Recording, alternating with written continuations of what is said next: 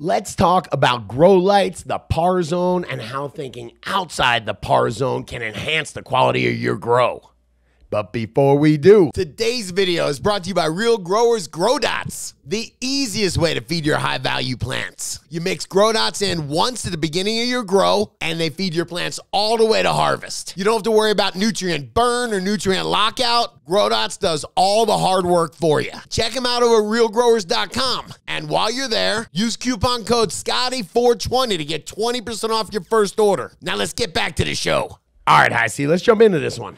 You know what PAR is? First of all, if we're going to be talking about the PAR range. PARs, photo something something. Photosynthetic active range. PAR is essentially the visible light, or at least it's the light that drives photosynthesis, that theoretically the plant can see and that makes it build, drives photosynthesis. So PAR is the photosynthetic active range between 400 and 700 right there. So real quick question. Yes, sir. You say the range the plants can see. I know we can only see certain light. Very similar, okay. very similar. And it's blue on the one end, purple and blue on the one end, and then yellow and red on the other, on the higher end. And the plants are similar to us. They're absorbing the same light that we're able to see. Very similar, very similar. But just, I want you to think, you can Google PAR and 400 to 700. It's been studied forever. You ask Dr. Bugbee or any of those experts, they'll tell you that between the 400 and the 700 is what drives photosynthesis. That's what builds the plants, right? And that's most LEDs nowadays. That's what they focus on. Yeah, most lights yeah, you're right. I should say not all lights, but most LEDs focus on that. Absolutely.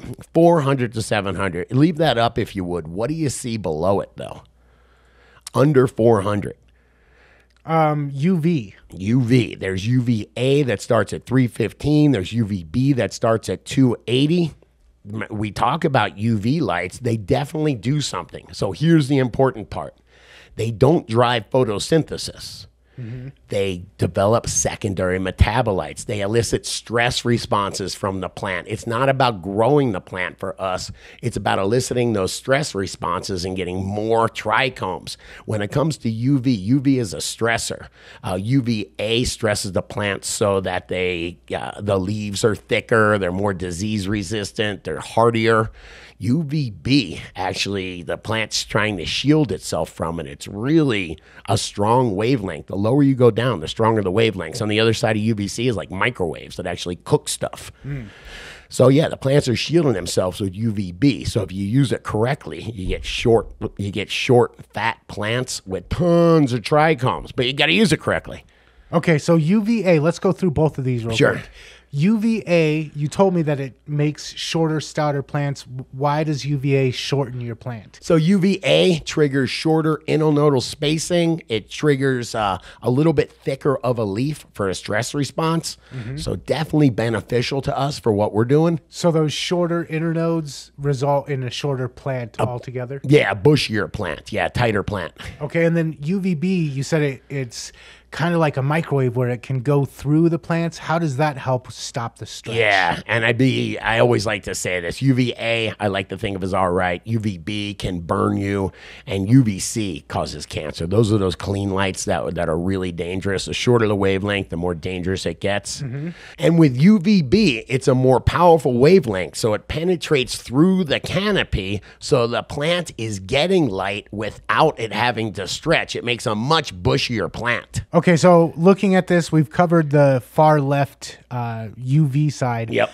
I'm also seeing a segment outside of the PAR range that's far red, infrared. Yeah. On the blue side, you've got UV, which if you've ever seen a UV lamp, it's kind of got a bluish tint to it.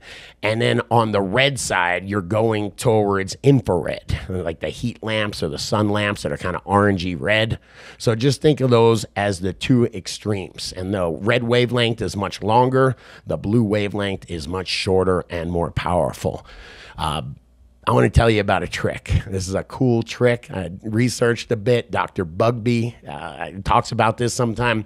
They'll talk about far red. And when they talk about a far red light, most of the time that's something that most light manufacturers don't include. I think HLG has a few. Look for like FR on the, on the title or something like that. Mm-hmm. Far red is outside the PAR zone. Far red is 760 or 780 nanometers, somewhere around there, but it's over 700. So it's outside that photosynthetic active zone, but it does something. When you add a 760 nanometer light, one of these far red lights, to your normal lighting, it supercharges the reds. So the reds are super powerful, or you get a lot of photosynthesis from yellow and red light. And it's called the Emerson effect. And by adding a 760 nanometer light and just maybe 60 watts of it, a very low wattage, you're able to get a much bigger lumen output, or a much bigger output of light from your normal light. It's like one of those things where A plus B doesn't equal C. It equals D. Yes, it equals more. So that helps with more photosynthesis? Yeah, that does help with more photosynthesis, and it's trippy, man. Even though it's outside the PAR range, when you add it, it increases overall photosynthesis by more than the 50 or 60 watts that the 760 is making. It's called the Emerson effect. It's one of those weird things that we can't explain, but I certainly can use.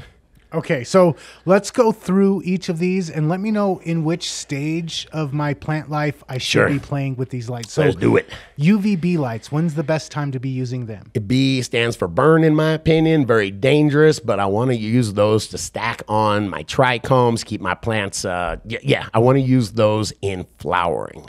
And by the way, I want to use those really carefully. I hear so many people buying a UVB light and burning their plants with it.